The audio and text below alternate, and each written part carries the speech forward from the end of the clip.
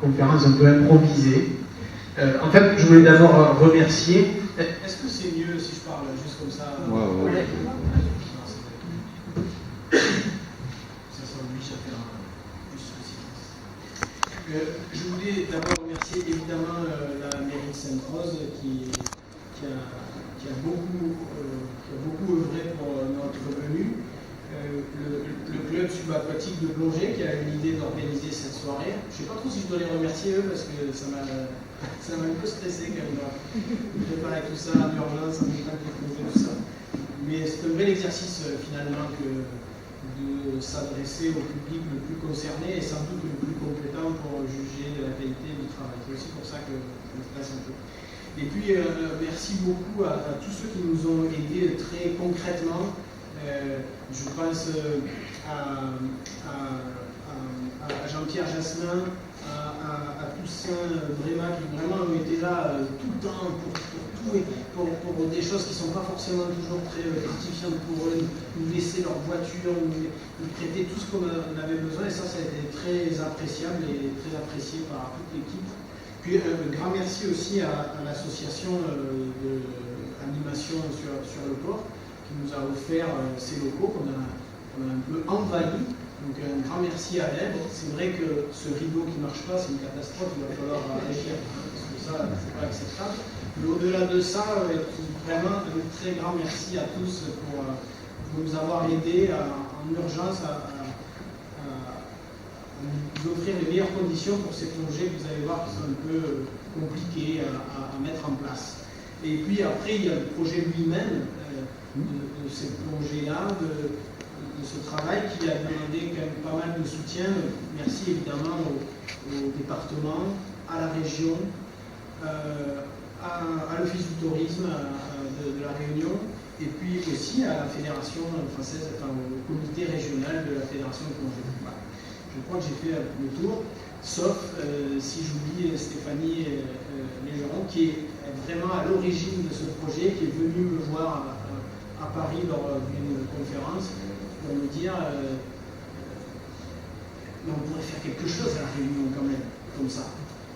Et je ne croyais pas vraiment au départ à sa capacité à réunir tous les moyens nécessaires pour organiser une mission comme ça dans les plus brefs délais.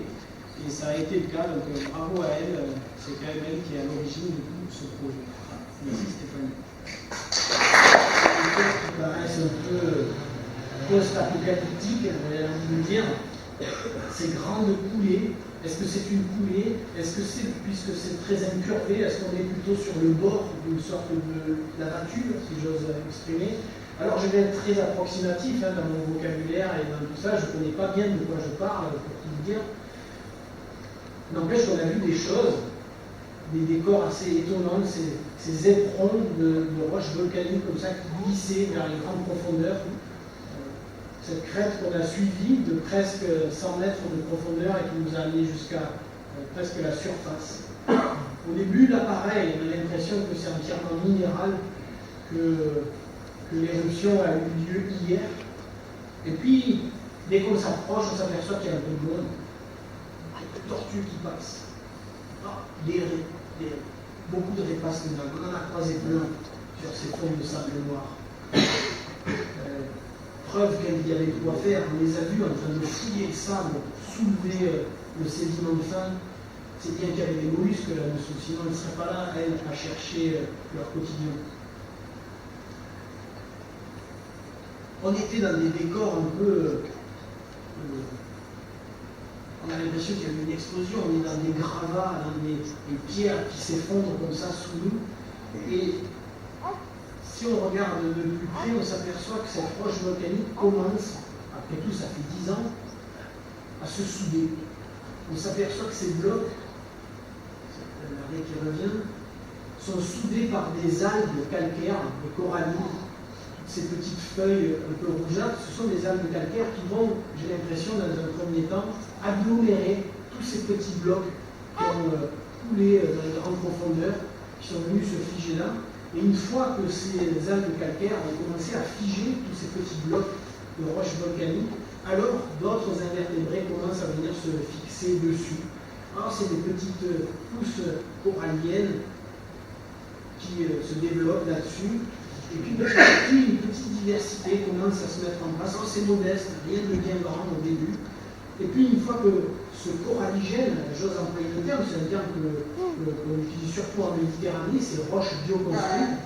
N'empêche que c'est un peu à ça que ça ressemble, ce que l'on voit là en bas. Au départ, une roche mère volcanique, bien sûr, et puis par-dessus, une bioconstruction. Alors au début, c'est juste un tout petit encroûtement. Et puis ça donne les conditions favorables cette fois dans les grottes du Sélacanthe en Afrique du Sud, il y a quelques années. Il était là, toujours aussi splendide, toujours avec ses couleurs. Et puis d'autres espèces dont j'ai plus de mal à dire si elles sont ces Myrichristis, qui me semblent être des Myrichristis de profondeur, qu'on ne retrouve pas forcément au bout du monde. Je peux me tromper, je m'en excuse d'avance. Et puis un poisson qui tiendra à cœur sans doute à certains.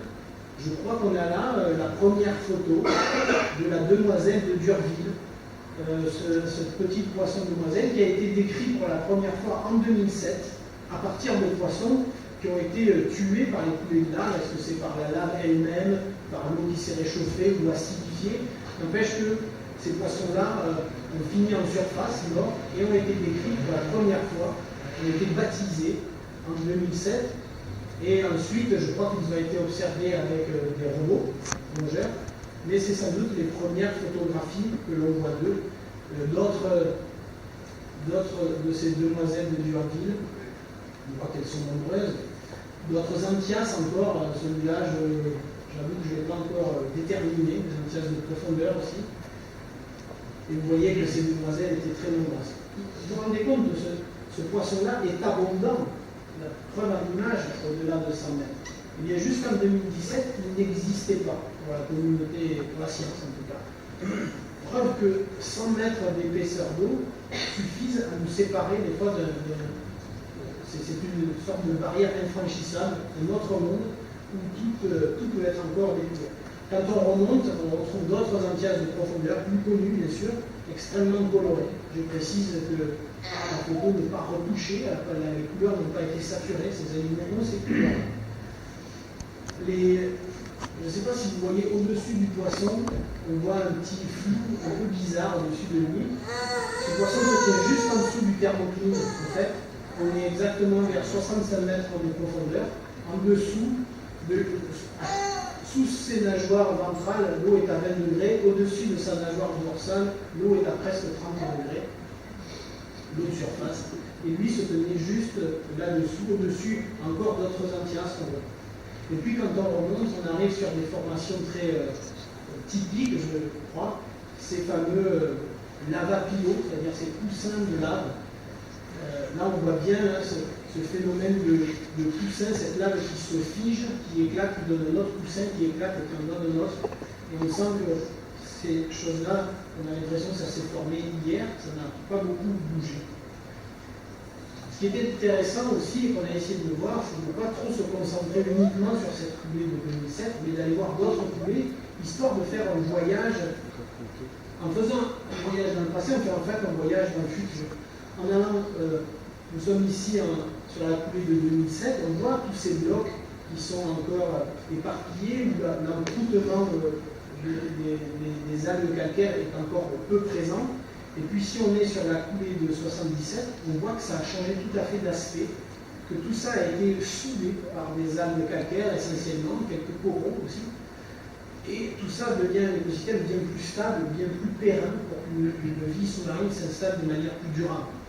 Et c'est là qu'on a continué aussi nos observations de naturalistes, et on a observé quelques espèces, pas toujours très courantes. Par exemple, la tête de ce petit poisson, c'est la tête de la blénie serpentiforme, un poisson plutôt rare, qu'on a trouvé ici sur 75 mètres de profondeur. Et ce que l'on voit là-bas derrière, c'est un éperon volcanique d'une coulée qui échappe à la mémoire humaine. Est-ce qu'elle a 300 ans? Est-ce qu'elle a 3000 ans? Je ne sais pas. En tout cas, on va voir qu'elle est déjà beaucoup plus richement colonisée, en particulier par ces coraux blancs, les stylastères. Ce ne sont pas des gorgones molles, ce sont des vrais coraux durs, de type hydrozoaire, et ce qui est coraux de feu, voilà, un peu comme les coraux de feu qu'on voit près de la surface, c'est dur. Et dans les endroits où le volcan a laissé tranquille ces animaux pour s'épanouir pendant quelques siècles, dirons-nous, alors ils prennent des tailles gigantesques. C'est sublime de délicatesse, de détail. Et en plus, ça émerge évidemment encore plus de biodiversité. Il y a un côté exponentiel. Quand on crée des substrats pareils, alors on accueille encore plus de vie là autour. Et le support lui-même, ces stylastères, si on regarde de près, de très très près, je me suis aperçu qu'il y avait des petits coquillages qui vivent, je ne sais pas si vous les distinguez, ils sont à peine distinguables, deux petits coquillages mimétiques qui vivent leur vie entière sur ces coraux. Ils trouvent le gîte et le couvert, des sortes de petites porcelaines qui sont sur ces coraux. On a trouvé aussi cette étoile de mer. Cette étoile de mer qui, il se pourrait, n'est toujours pas de nom scientifique. En tout cas, ce n'était pas la première fois que nous la rencontrions. On l'avait observée en 2008, en Nouvelle-Calédonie. En 2008, en Nouvelle-Calédonie, par 95 mètres de profondeur, cette espèce n'était toujours pas décrite par la science. Quelque temps après, avec les photos qui ont circulé, j'avais reçu un message d'un spécialiste de Hawaï qui m'avait dit c'est en cours de description. Donc mon petit doigt dit que c'est toujours pas décrit. En tout cas, j'ignorais qu'elle est présente en Nouvelle-Calédonie désormais. Elle est présente ici aussi. Je ne sais pas si elle a déjà été récoltée par des campagnes de prélèvement profond. En tout cas, elle est bien là. Bref, ces roches très profondes étaient souvent très richement colonisées. Et là où vraiment le volcan a laissé tranquille la vie marine pendant sans doute plusieurs siècles, parce que je crois qu'il le faut, alors on a vu des choses de très grande taille, des gorgones immenses. Évidemment, pour que des invertébrés comme ça s'épanouissent, il faut du temps. Pour que du corail noir comme ça, de plusieurs mètres de longueur s'épanouisse, il faut beaucoup de temps. On voit quand même que c'est des organismes qui peuvent souffrir soit évidemment d'une coulée volcanique qui va tout détruire et tout faire repartir à zéro, mais hélas aussi, il faut le dire, de la pêche, tout simplement. Parce que on a vu, alors à 120 mètres de fond, elles sont un peu plus préservées, mais vous voyez là, on est seulement sur 70 mètres, ça devait être un bel arbre de corail noir, ça aussi, mais les lignes de traîne ont fini par détruire cet arbre de corail noir. C'est comme ça. Il y a des régions qui sont beaucoup plus impactées par la pêche qu'ici. On a vu peu de conséquences, mais elles sont là, il ne faut pas l'oublier. Proche des coraux noirs, j'avais envie aussi de montrer des choses qui moi m'ont étonné. Je crois que c'est assez proche des coraux noirs, je peux me tromper, que ce sont des antipatères, ces espèces de petits sapins. Et l'intérêt de ces petits sapins, c'est que quand on cherche à l'intérieur, il y a plein de bestioles. Ce petit crabe magnifique qui vit, là aussi je crois sa vie entière à l'intérieur de ces invertébrés que je ne connaissais pas personnellement. Ce qui nous a beaucoup touché aussi, c'est ces pentes de sable noir. Là on revient sur les coulées de 2007. Ces pentes de sable noir presque verticales, on se demande comment ce sable arrive à tenir. Ce sable qui est très propre, et à certains endroits, parce qu'il y a un hydrodynamisme assez important, il est très propre, très épuré. J'ai l'impression qu'on plongeait au milieu des diamants, plutôt des émeraudes. C'est de l'olivine, qui vient directement du volcan. Ça fait des sables magnifiques.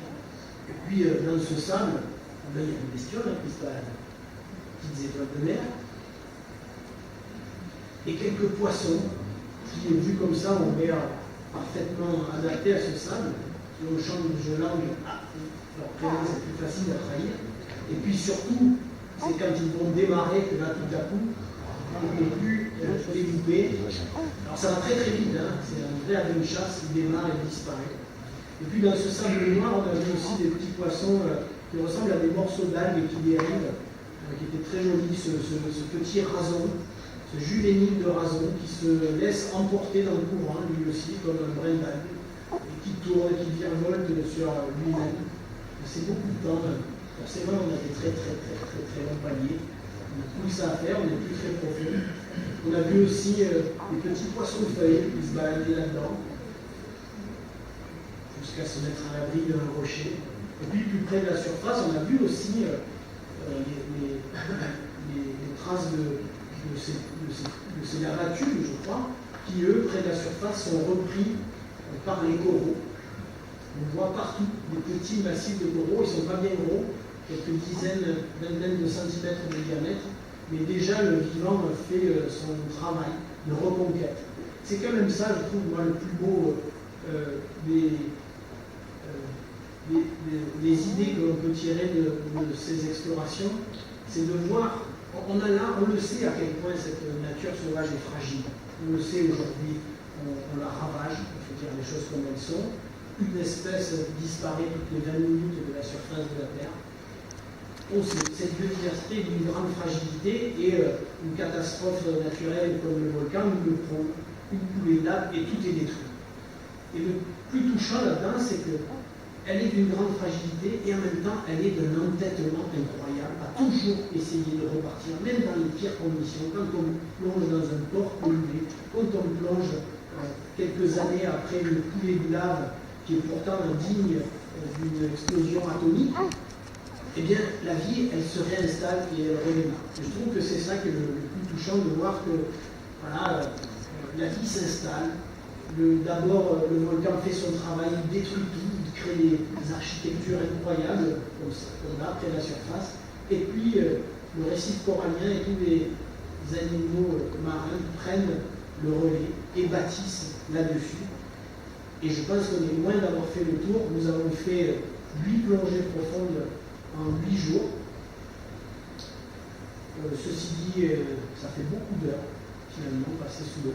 Surtout multiplié par 4 plongeurs qui tous ouvrent l'œil et nous donnent presque 4 fois plus d'occasion de faire des photos. Mais en tout cas, nous, on est prêts à revenir explorer ces pentes parce qu'on est loin d'en avoir fait le tour. Et des animaux pareils, ça mérite de revenir parce qu'il y en a d'autres, c'est évident. À commencer par cette demoiselle de Durville que j'aimerais bien revoir et voir si elle est aussi nombreuse, peut-être un peu plus profonde. Voilà. Merci pour votre attention. C'est tout ce qu'on a pu faire en 10 jours.